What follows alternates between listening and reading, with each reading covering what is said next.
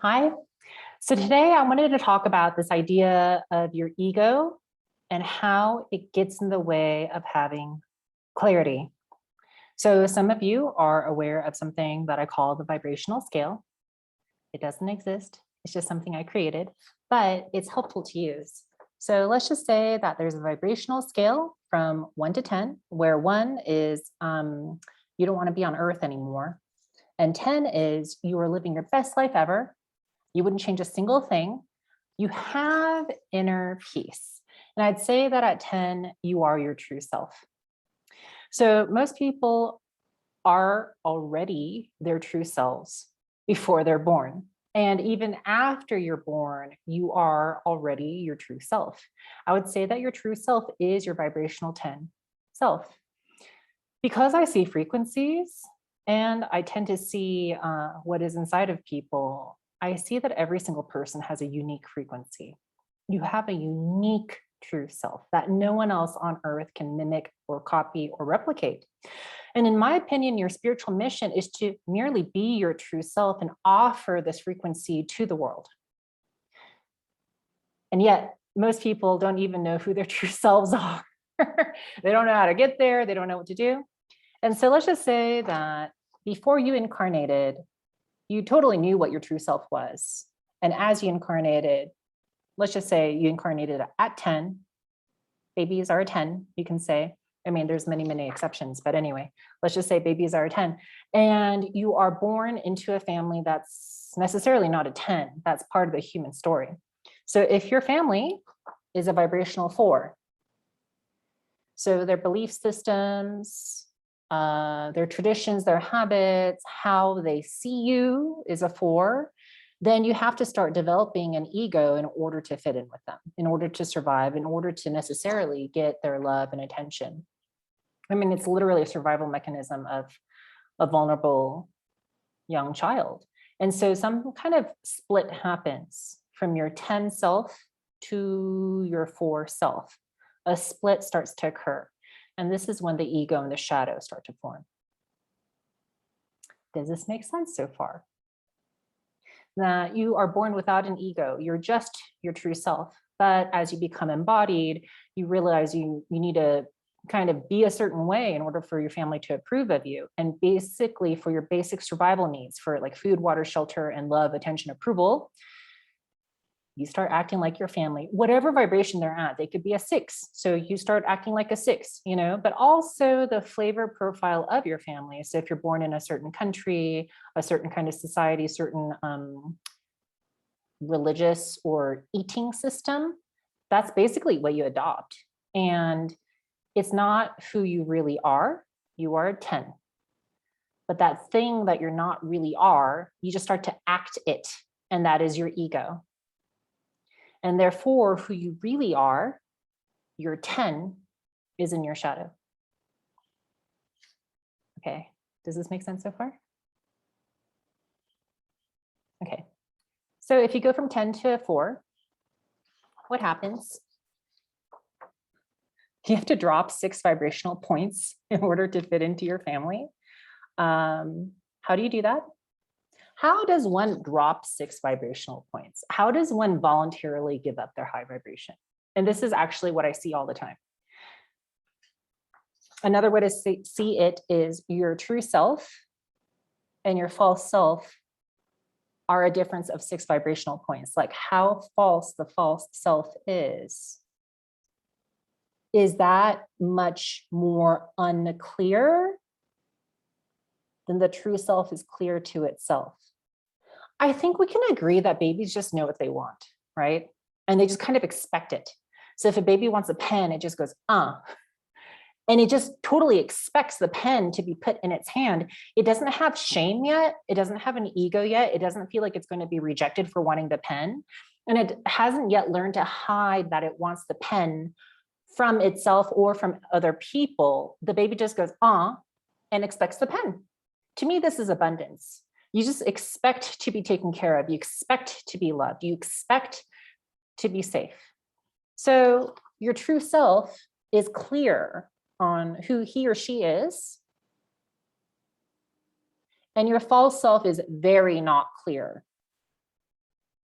So as you know, over time, the baby has learned that it will be rejected for going, you know, it has learned to subsume its want for things and its needs. So this subsumation of your true self equals your false self.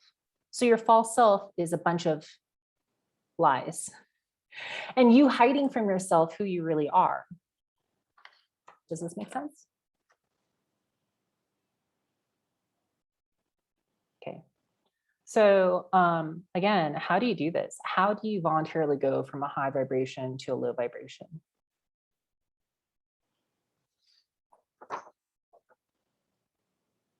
Entities. So entities, when you adopt them into your system, they're parasitical energies that will start to F with you. They'll start to F with the way you think, the way you feel. They start to change the very fabric of your reality. Have you ever had a period in your life where your life was really like, honestly, like shitty?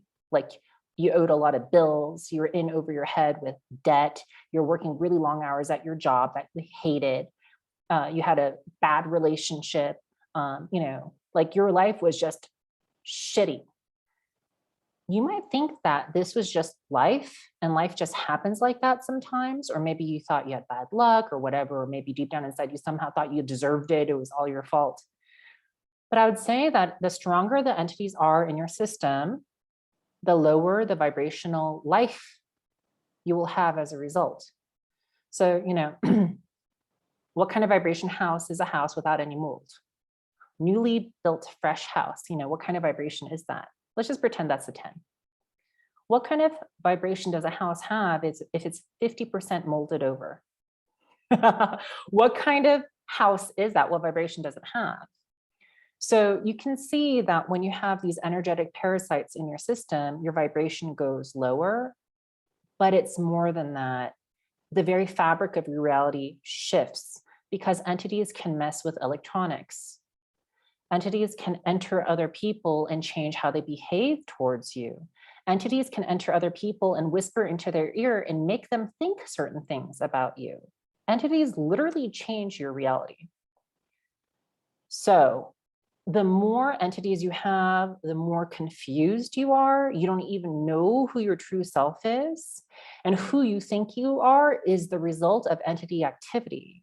So you're pretty much acting like a house that's 50% molded over. You're hardly a house, right? You're almost more just a structure of mold, if that makes sense. Unfortunately, a lot of people are like this, and you probably know these people, and or maybe you had a period like this in your life at some point where your life was just so shitty, you know? That's entity activity. And I have to say that you don't have to feel victim to the entities in your life. First of all, you welcome them in. Second of all, you can reject them if you want. And I'm just going to state it, I highly do not recommend going to any kind of healer that says they can just do this thing on you and remove your entities. I do not recommend that, because if you actually have removed an entity yourself, you'll understand how hard it is, how much life force energy and effort it takes to actually remove that entity in a, let's say, permanent way, where your vibration goes up and it just kind of stays there. And no matter what kind of day you have a set point that's higher than before. You will know what kind of effort it takes to remove that kind of entity.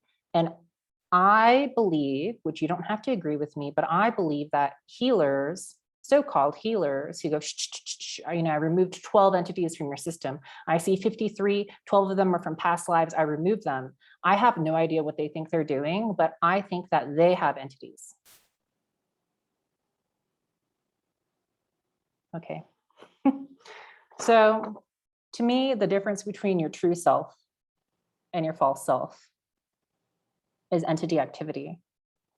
So you can see that the lower in vibration you go, the more entities you have, and it'll take a lot of effort to move up one vibrational point. You can say it's easier to go from 9 to 10 than it is from 4 to 5. You know, if the house is 50% molded over, to make it 40% molded over is just so much effort because there's so much mold in the house. Whereas if the house is only 10% molded over, is a little bit easier to remove, even if technically both are mathematically 10%. Energetically, it's a different kind of feeling. Does this make sense? I think you understand if you're very, very depressed and you're really confused and you kind of like hate yourself and you hate your life, washing a dish can take more life force energy than you have available to you right now. And that's okay. That's just how things are. So washing a dish when you have a very high vibration is almost like nothing, but washing a dish when you have a very low vibration is just more energy than you have right now, because all of your energy is going to the entities. So today I really wanted to focus on this idea of clarity. When you have a low vibration, you have very little clarity, because most of what you think and most of what you feel and most of actually what you experience are lies. When entities enter the bodies of the people you know and they start to act weird towards you, then your reality is shifted into something quite gross. And I think you understand what this feels like, because everyone on earth has felt a psychic attack at some point in their lives. And if you have a low vibration, most of your life is just psychic attack after psychic attack after psychic attack. And on top of that, whatever entities you have in your system, however you think, you're psychically attacking yourself. So you might do something like sit on the subway on the way home and just like think about all the stupid shit you did that day and think you're stupid, you know? That is a way to live. That happens. So there's more clarity as you go higher in vibration and you get closer to your true self. You have less entity attack, less psychic attack, and how you think naturally has less distortion. So I wanted to talk about why people don't want this. Why do you not want clarity? Why are you maybe addicted to your vibration or your ego? For a lot of people, the stronger your ego is, clarity can be very antithetical to you. Because we have to think about what an ego is. An ego is fundamentally a lie. Remember, it's that thing you did to fit into your family, whether they were a vibration 4 or 7, depending on the culture that you grew up in, you just did those things. You know, if your mom was a vegan, you're a vegan. You know, if your mom is a carnivore, you're a carnivore. Like, you learned that those things are good. So whatever your ego is, it always thinks of itself as good. So if your ego is at a low vibration, something that would clarify things and reveal the ego to be a lie, well, you'd consider that bad. So I really want to highlight the fact that if you're doing shadow work and if you want to go higher in vibration and if you want to get rid of your entities, there will be uncomfortable feelings. And uncomfortable feelings can often mean something good is happening, meaning your vibration is going higher and you're starting to purge these lower vibrational energies in your life. A lot of people think that if they just have an uncomfortable feeling, that's immediately bad. Oh, uncomfortable feeling is bad, you know, and they do everything to not feel that. You either numb out in all the ways you can numb out, or you ignore it, or you project it onto someone else, or whatever, you know. But being able to hold your uncomfortable feelings is a hallmark of self-mastery. So being able to tolerate your uncomfortable feelings, not necessarily seeking them out and being outside of your boundaries all the time and thinking that's okay. That's idiot compassion. Not going, well, my sister is like a raging narcissist and it's okay to be uncomfortable, so I'll just keep my relationship with her. No, that's stupid. That's a confused way of thinking. I'm talking like the discomfort of feeling the entities in your system and understanding that it's not real. So it's having some kind of clarity about what your true self is, what your reality should be, and staying true to that. And when all this stuff is happening on the surface, it doesn't sway you. Does this make sense? So this really cannot be done easily when you're at a lower vibration. This obviously takes practice, and it takes some sort of understanding of what your true self is. And for right now, for today, I'll say your true self is what your intuition tells you. So if you're thinking a lot and if you're confused, if you're the kind of person who goes to everyone asking for their opinion, you're definitely not in your intuition. So it might take some effort to even figure out what your intuition is and to honor that. It's really important to not think if you want to be in your intuition. It's really important to not think if you want to be in your intuition. And I want to say a little bit more about why people may not want clarity. They may not want to follow their intuition. If their intuition says something like, oh, your partner's really scary, they're emotionally extraordinarily violent. You may not want to hear that or arrange your life based on that being a truth, because your ego survives in being in victim mode. So I want to talk a little bit about what ego is. Ego, like I said, is a lie. We are all vibrations. And remember, I was saying that everyone is a unique vibration, that you just like float in the air and you are you. So think about a harp string that has been plucked. What happens? It's vibrating and it vibrates the air around it. And therefore there is a sound that is created that we can auditorily hear with our ears. Is that sound supposed to last forever? No. It's born and then it dies. That's normal. That's normal. And actually, as vibrations, we're kind of the same. We're born and then we die. But the ego doesn't want to die. The ego is a property of having a human body, in my opinion. And remember, before you're incarnated, you're just that frequency, right? But once you're in this body has some kind of overlay, which I'll call ego, that doesn't want this body to die, even though that's normal. So it's really interesting. So imagine if that harp string that got plucked, ding, that sound itself became sentient. Imagine if the sound itself became sentient, and then it goes, oh shit, I don't want to die. So the sound is supposed to go ding and die. That's normal, right? But that sound, the sentient sound, having an instinct to survive, will artificially lengthen itself. Ding, right? And it's going to find other sounds that are just like it. Collect this friend, collect that friend. You sound kind of like, ding. Let's band up together to keep the sound going forever. Does that make sense? And even if you're not just like me, if you're similar to me, I'll collect you around me too, because you being you helps me stay me. Does this make sense? So it's kind of like in real life, you cheer for a football team and you just love anyone around you who also cheers for that football team. That is collecting vibrations around you that help you be you because they are them.